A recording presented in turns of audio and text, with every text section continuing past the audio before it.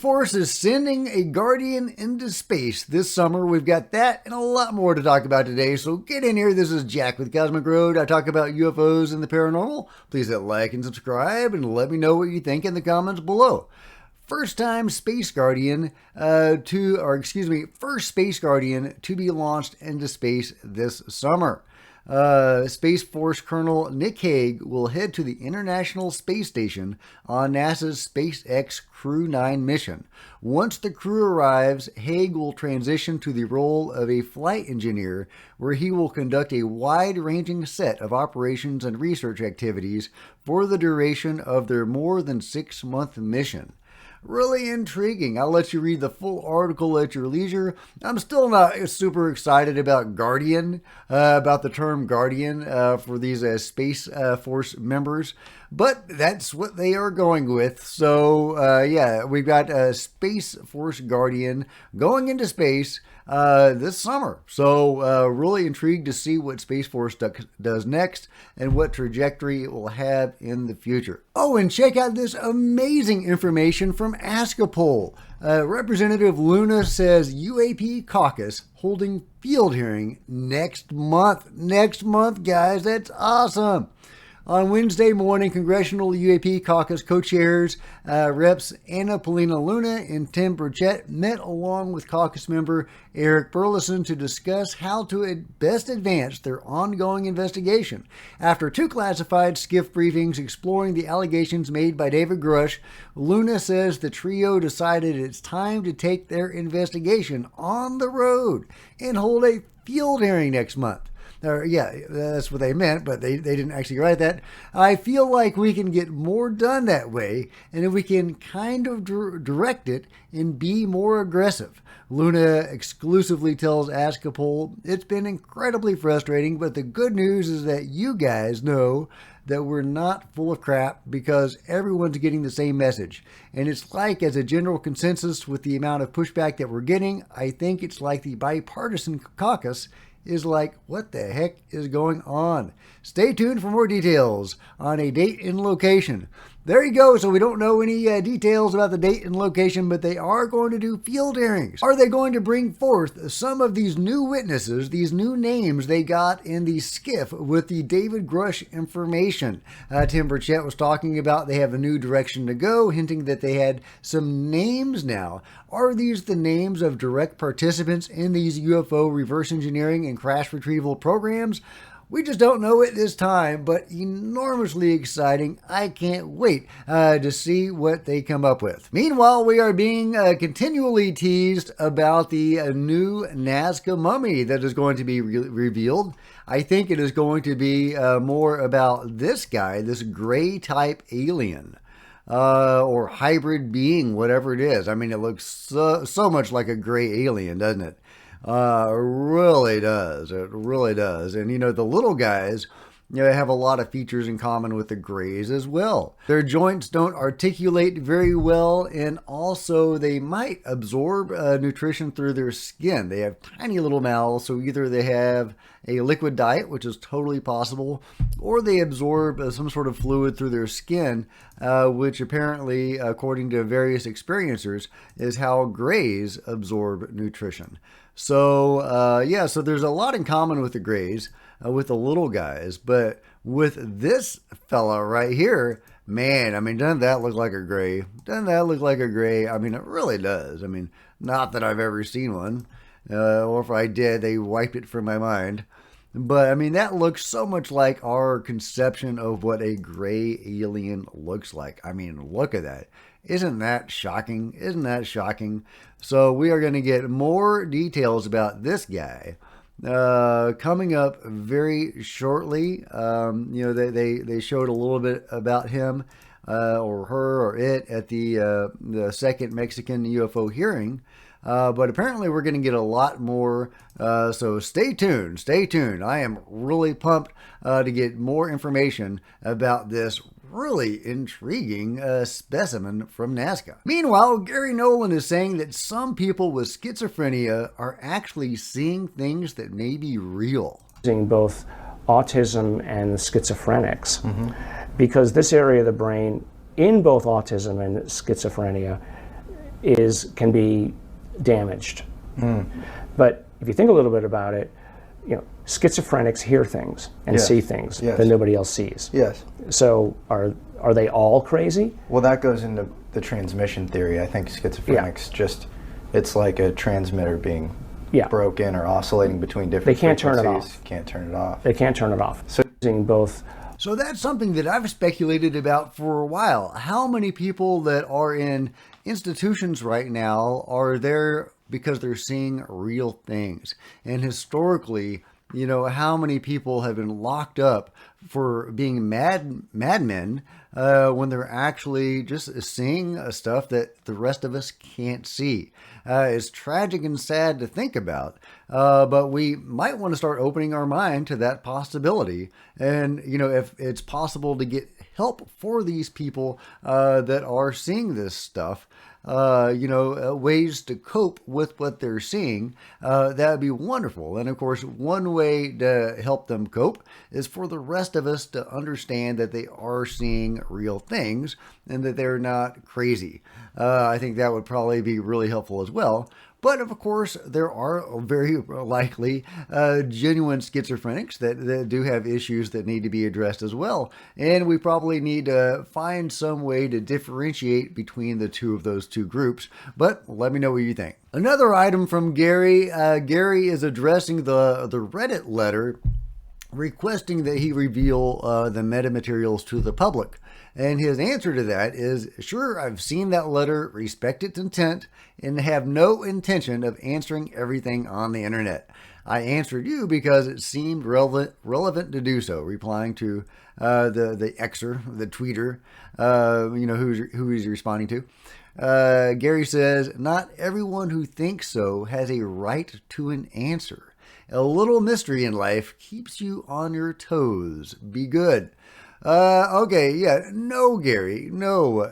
That seems like a justification for withholding secrets. A little mystery keeps you on your toes. No, that's, I love you, Gary, but that is a lame response and it's not going to satisfy anybody. If you don't want to reveal the metamaterials, that's fine, and maybe you have reasons for doing so. But saying that the rest of us should be kept in the dark because a little mystery is good for us, probably, in my opinion, not the best approach. But let me know what you think. Meanwhile, Chris Sharp is saying, confirmed, Dr. Kirkpatrick, the lovely Dr. Sean Kirkpatrick, remains an unpaid consultant to Arrow, someone who has attacked whistleblowers, advocates in Congress. Hard to see how it has any remaining credibility now. Indeed, why is Sean Kirkpatrick remaining with Arrow, even in an unpaid capacity? And of course, he's been hitting the disinfo even harder than he was as the director of Arrow. So what is going on there? Also, I have questions about that secret panel that he had, that advisory panel that apparently he kept hidden from Congress, and two members of that panel were associated, or they seem to be former members of the control group. So are those individuals still part of that panel? Are they still behind the scenes guiding Arrow in the cover-up? Meanwhile, Open-Minded Approach has a new take on NASA consulting with theologists. I reported on this the other day, and it seemed to me like maybe NASA was funding these conferences because they wanted to prepare the public for alien contact, or at least disclosure. But Open-Minded Approach has an interesting theory. NASA didn't turn to religious scholars in the Vatican to learn how religious people react to alien life. They turned to them for ancient knowledge. They are discovering what was already known in ancient times and explained in metaphors for easy understanding.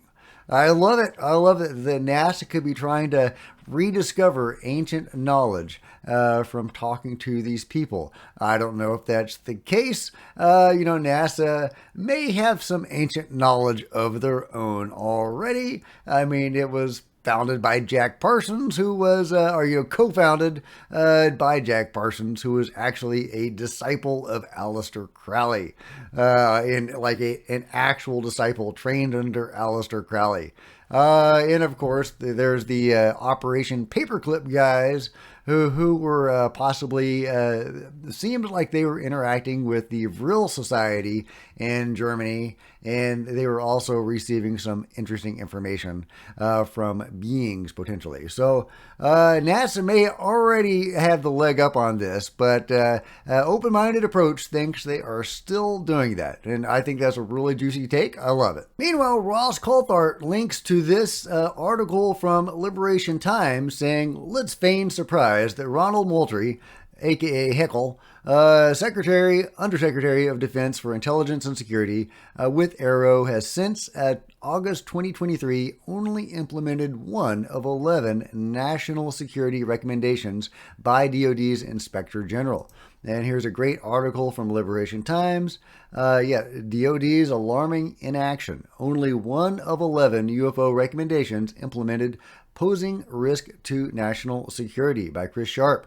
Liberation Times has discovered that only one out of the 11 recommendations issued to leaders within the U.S. Department of Defense in the wake of an Inspector General evaluation that I've talked about before, first published on August 15th, 2023, regarding UAP, has been implemented. And we just got the unclassified version of that the other day. In its evaluation of the DOD's actions regarding UAP, the DOD Office of Inspector General identified a risk to military forces and national security due to the Department of Defense's lack of a comprehensive and coordinated approach to addressing UAP. Answering in response to a question posed by Liberation Times as to how many recommendations have been implemented to date, DOD OIG spokesperson commented, "One has been fully implemented, the other 10 are still being implemented." The Joint Chiefs of Staff is the only component within the evaluation report to have implemented its recommendation.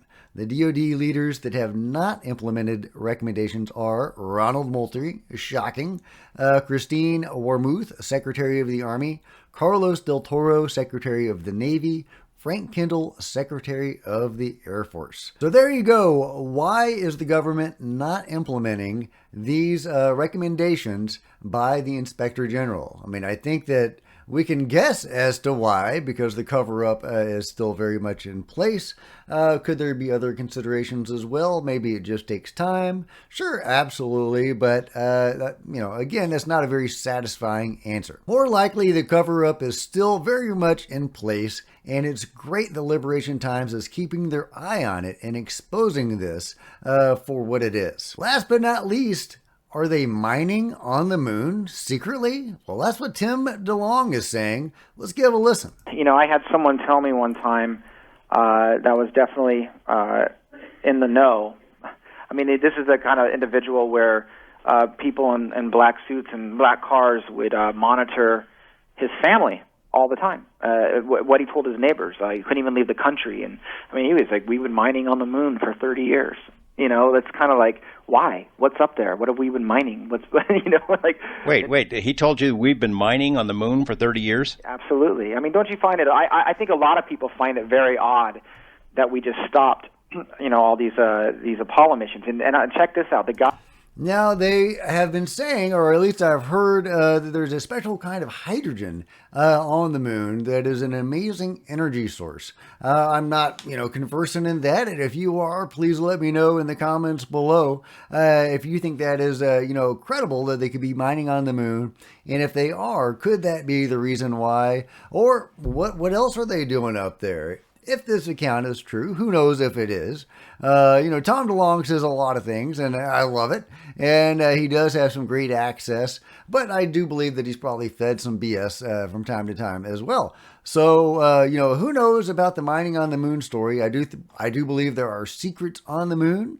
There does seem to be evidence that there are structures on the moon, alien structures on the moon, and probably active, an active presence on the moon by non-humans. But that's my take. Let me know your take in the comments below. And if you've enjoyed this video, please give me a big thumbs up. I sure would appreciate it. Smash the subscribe button and the bell to be notified of future videos. You don't want to miss a thing. Join me on social media, Facebook and Twitter, links below. Love to see you guys there. If you wanted to support Cosmic Road in a bigger way, please consider grabbing a coffee mug or a t-shirt in the merch store below, or by becoming a channel member. Channel members are rock stars, and I really appreciate you guys' support. Also, channel members frequently get to see videos hours ahead of everybody else. Meanwhile, there are plenty of other videos on the channel, and I'll see you guys next time. This is Jack with Cosmic Road, signing out.